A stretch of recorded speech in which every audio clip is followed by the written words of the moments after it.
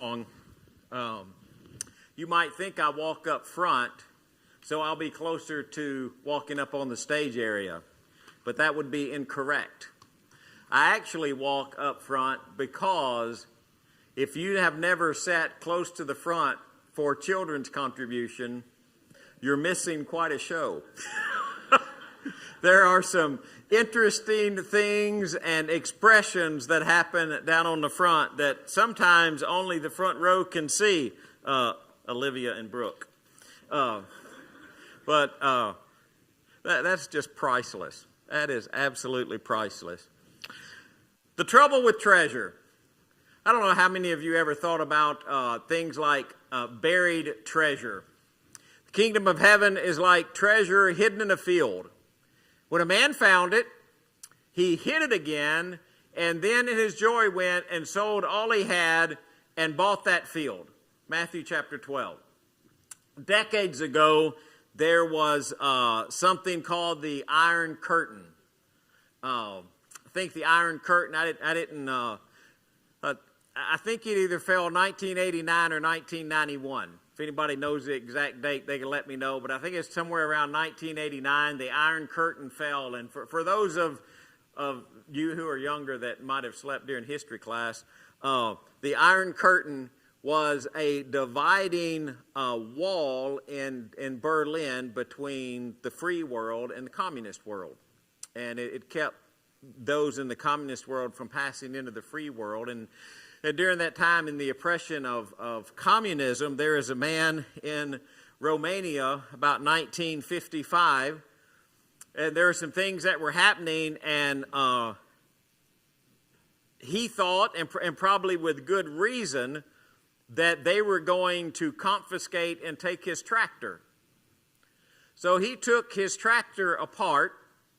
I don't know how many pieces he took off of it, or exactly how he did it, but he had this tar-lined cardboard, and he took his tractor apart and buried it in his backyard in pieces. 35 years later, when the Iron Curtain fell, political climate had changed, he dug his tractor up, he put it back together, and he started using it again. Now, I don't know what you do with treasure.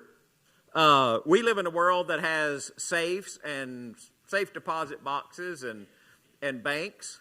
But we still have backyards. And for centuries, people just hid their treasure in the backyard. You would just dig a hole and bury it. Now, if any of you have backyard treasure, might let us know.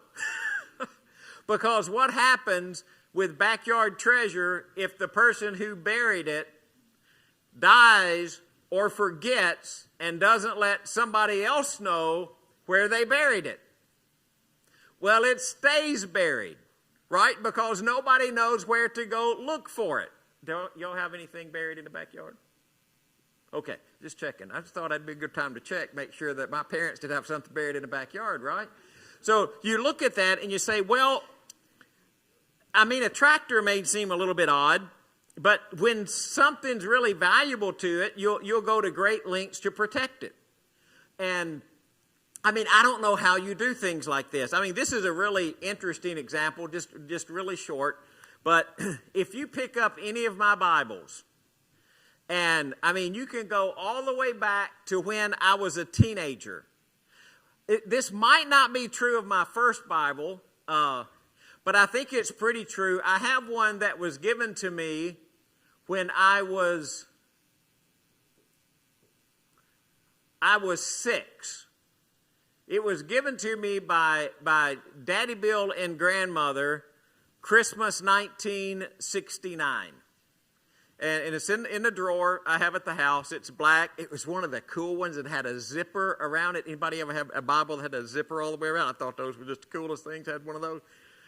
And if you go and grab that Bible, I didn't write in it.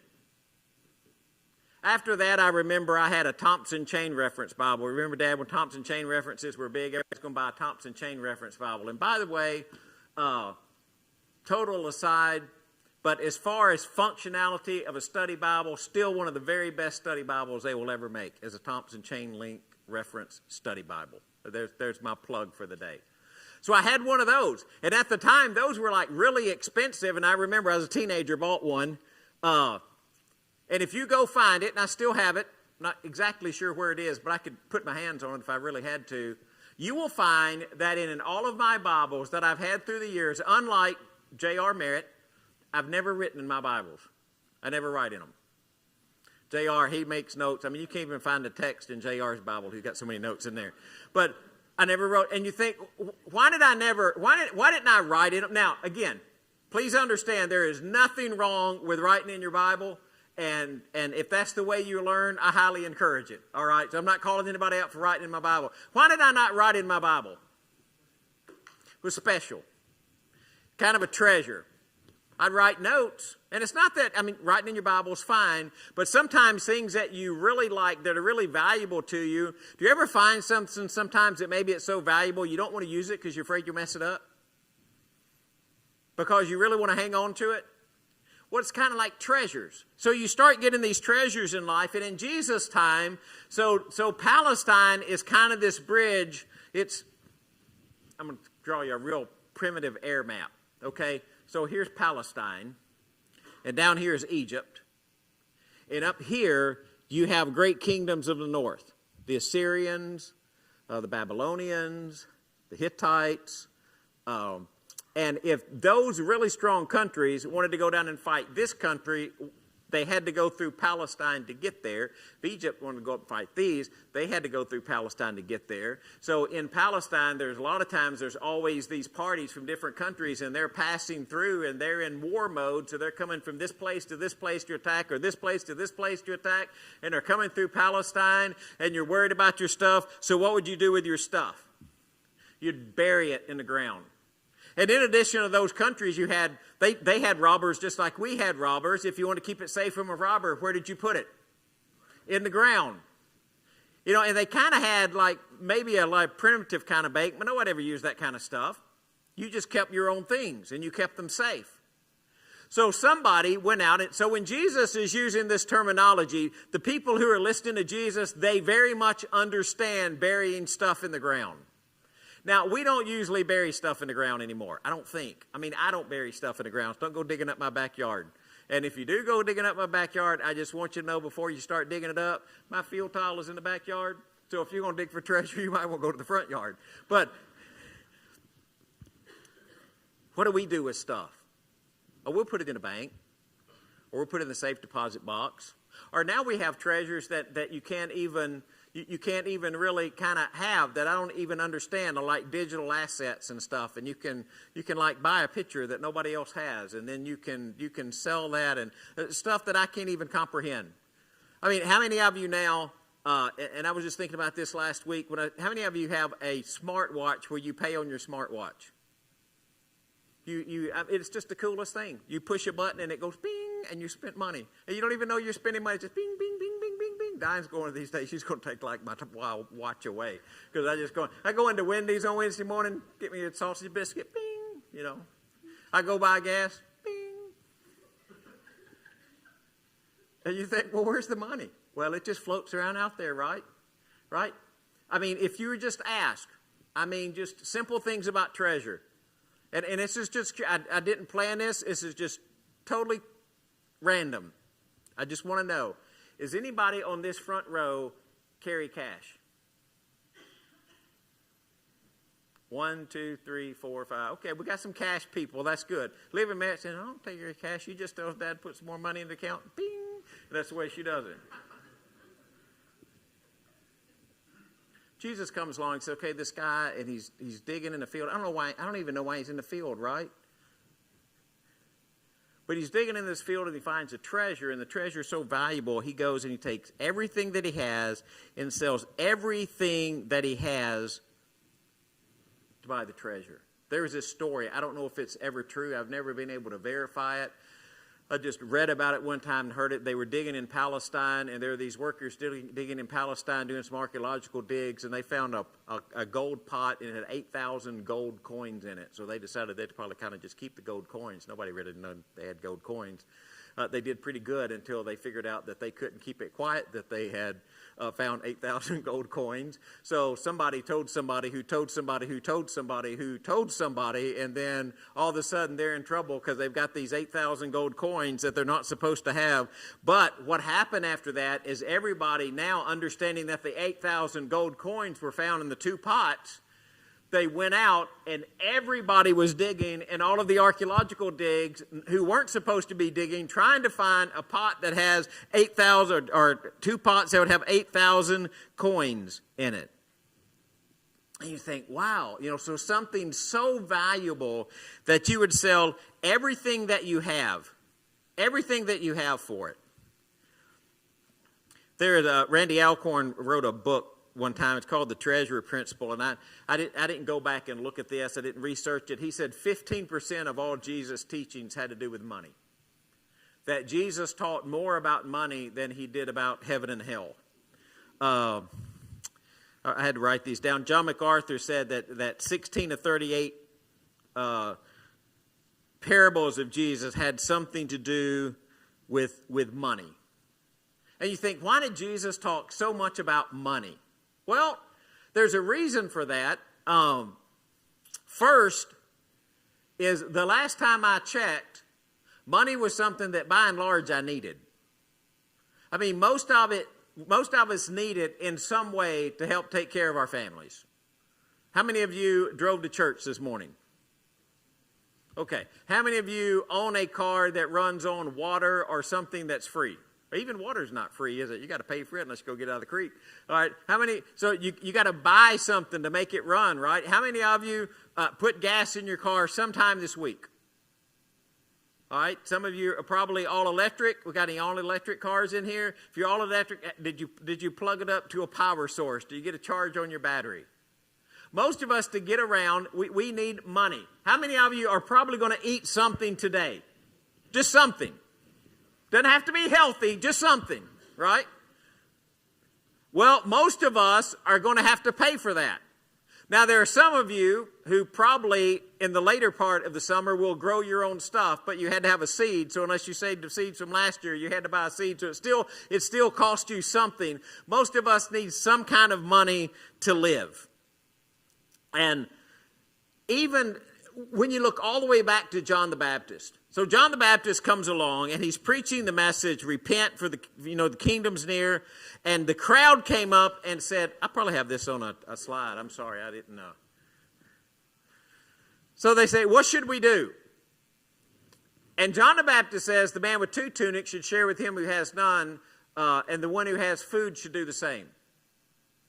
What is that about? Is that some big theological thing?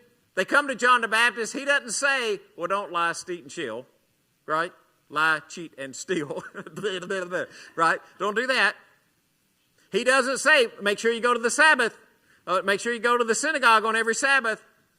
He says, no, if you got stuff and somebody else needs stuff, then you share the stuff you had with people who have a legitimate need, right?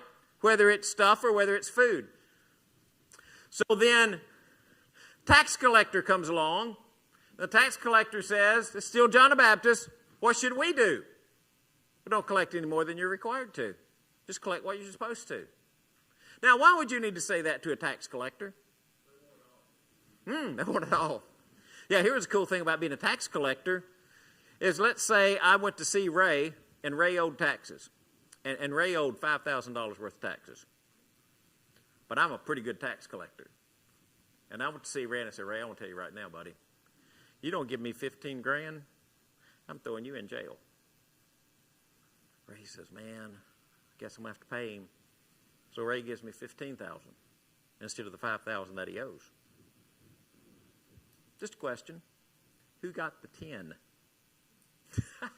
Well, good day, wasn't it? I get the 10 because he only has to pay 5. So what would a tax collector do? Why were they so heavily despised? They'd go back and collect more than they were supposed to collect, and they'd take the difference and put it in their pocket. they come to John the Baptist and say, what are we supposed to do? What does he say? Be careful how you manage money. Soldiers come. You know, so soldiers come and you think, well, surely he'll say to soldiers, don't kill somebody you're not supposed to or something like that. And he says, no, don't extort money and don't accuse people falsely and be content with your pay. So when they come to John the Baptist and they ask, what are we supposed to do? In every instance, he said something about money. It's how you deal with things. So Jesus comes and he tells you this story about the man who discovers the treasure in the field and what it is and how important it is. So what kind of treasure is Jesus talking about? So somebody wrote this one time and I thought it was really cool. I thought it was a great statement. It says, do you have money or does money have you? And I thought, man, that is an interesting way to put something, isn't it? And I wish I could remember who said that, but I don't know who it was. I didn't write it down. Do you have money or does money have you? Is money something that you can use or is money something that controls you? So Jesus comes to other parables like the rich fool. Do y'all remember the parable of the rich fool? He goes out and he plants his field. That's a really great year, by the way. I mean, he really has a big harvest. He looks at his barns and he says, man, I don't have enough stuff I don't have enough room to put all of my stuff. So I have to tear down my barns, build some bigger barns. So then I get my bigger barns built, I get my harvest, I put the harvest in there, and I won't have to farm anymore. I'm just going to sit back, eat, drink, and be happy. He had too much stuff for his house. He had to go get him a storage building. And what did God say? Right. Now I'm going to ask you, the next day, if God took him, did the bigger barns do him any good? The bigger barns really didn't help him very much, did they? So even though you have that bountiful harvest, you know, that very night his life was required of him. And you know, what he desired was all these pleasures they could provide and this attitude of indulgence. He's got no concern for the future. And, you know, and so Jesus says things like, so the one who stores up treasure for himself but is not generous toward God. And you start hearing about that, you think, well, is it bad to store up for yourself? No, I don't think so. I mean, I'm just going to ask, and I hope this is not too self-condemnatory with the parable. Anybody like some retirement savings? Like I'm thinking maybe one day I'll retire. I don't know if I ever will or not, but I know y'all thinking, oh, we should go ahead and get it done. But, you know, at some point maybe. Do we save money for emergencies? Yeah. But does money have us, or do we have money? Because there's a difference. I don't know if Dad will ever remember this. And I was a teenager, and Dad, it's okay if you don't remember. We had people, the third Sunday night, somebody else preached. And usually it was teenagers. You know, they'd rope the teenagers into preaching. Every third Sunday night, you'd have a teen that would preach. Well, one third Sunday night, Dad preached. I don't know if you remember. You remember this, Dad? And I still remember his sermon. I don't remember everything about the sermon, but this is kind of what he said in the sermon. If we took care of one another the way the church in Acts took care of one another, we probably wouldn't need insurance. And I was like, wow, that's an interesting concept, but in a lot of ways it'd be pretty true, wouldn't it? What happened in the church in Acts? What if somebody had something but somebody else had a need? It's taken care of. Did you count your house or your land or your car, your vehicle? Did you count any of that stuff your own, or who does that belong to? All belongs to God. So we share. We take care of the community. We help one another. And I still remember that sermon and what Dad was saying in that. So when you start looking at treasure, what kind of treasure do you have? Well, Jesus says you got earth treasure, right? Any of y'all got some earth treasure? And it's okay if earth treasure don't have you. Do you have some earth treasure? I don't want to call anybody out, but I will anyway. Johnny, you got a little earth treasure? Yeah. Do I have some earth treasure? I'm just calling Johnny out. What if someone were to come to you and say, what's a possession that your preacher has that he really likes? What would you say? Got a Mustang.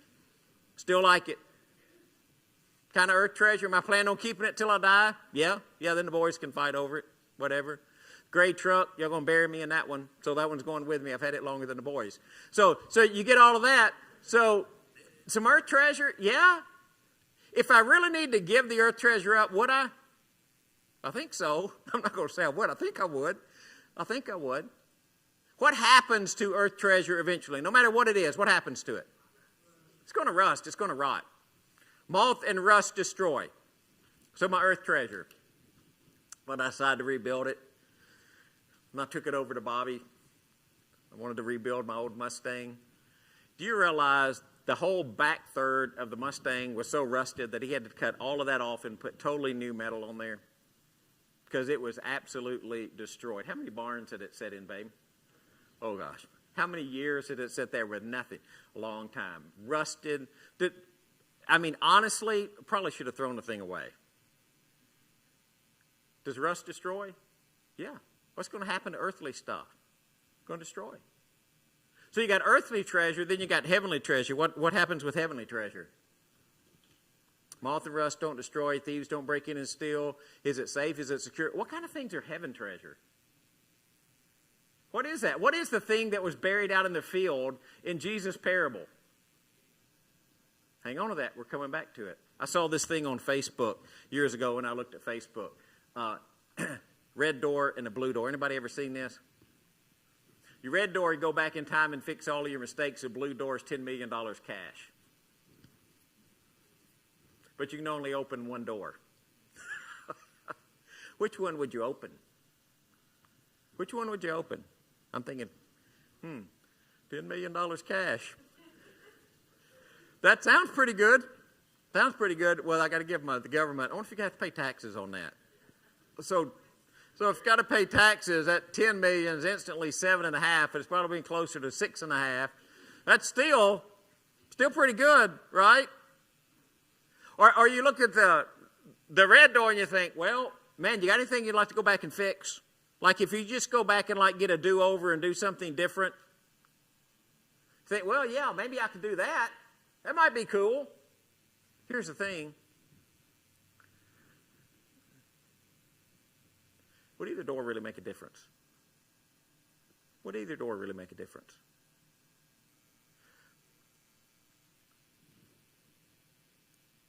I was talking to somebody one time and they were talking about money. And I said, I think the reason that I don't have more money than I have is Jesus knows I don't need any more money than I got. Because if I had more money than what I got, I might not do the right thing with it. And that probably would be a temptation more than to be a blessing. So maybe the reason that I have the money that I have is because God knows that's how much money I can handle. What happened to the past mistakes? Yeah, Jesus took care of those, didn't he? Jesus took care of those. What kind of treasure is Jesus talking about? What is so important that it's hidden out in a field? There was this guy who wrote this one time. He said, it's not what you do with $1 million, if $1 million were your lot. It's what you're doing at present with the $1.25 you've got. And so the question is, what are you doing with that? Whoever has 2 tunics is to share with him who has none, and whoever has food is to do likewise. And the kingdom of heaven is like treasure hidden in the field, and when a man found it, he hid it again, and then in his joy he went and sold all he had, and he bought that field. So this is real simple. What was hidden in the field that is worth everything that the man owned to go sell that, to get the one thing that was hidden in the field? It's not hard, is it? The kingdom of heaven. The kingdom of heaven. Relationship with Jesus. Salvation from your sin. A God who loves you and cares for you. So the question is, what do you give? What do you give to find peace with God? And you give everything. It is the treasure that's hidden in the field that is worth everything that you own. I read years ago that there was and I don't know if this is true or not. It's probably not true now with all the electronic stuff we have, but I read this story about people who would go across the Golden Gate Bridge, and it was a toll bridge at that time. And you get over there and you don't have any money to pay your toll. How are you supposed to get across the bridge? And the story I read said that when you pulled up to the bridge, if for some reason you didn't have any money, you could offer an object of value instead. Like there were rumors that people had paid with cassette tapes and CDs. And they had paid, one guy had paid with motor oil. One lady had left a frying pan. One lady had left some silverware. And they'd go back the next day, and you'd retrieve the thing that you left and give money. It's like you'd get that back, if you go to the same toll booth. And it said one day, one guy came back with an $8,000 watch, but he never came back to get his $8,000 watch. And you think, wow, So if you're going across the bridge, and maybe it's the bridge from lost to saved, maybe it's the bridge from earthly existence to spiritual existence. And you're on the bridge and you're getting ready to cross over, and you get halfway across and you figure out you don't have any money, but somebody's got to pay the toll to get there. But in our imagery, it's like the river Jordan, and it is over the chasm between heaven and hell, or spiritual life or spiritual death, and you got to that toll booth. What would you give? What would you give to get across that bridge? And Jesus says the kingdom of heaven is like treasure hidden in the field. Does he need your money? Does God need your money? God doesn't need your money. Does God, as much as we come here and we praise God and we sing and offer praise and worship to him this morning, does God need it? No. He desires it. And the question is, what's the thing that you won't give up?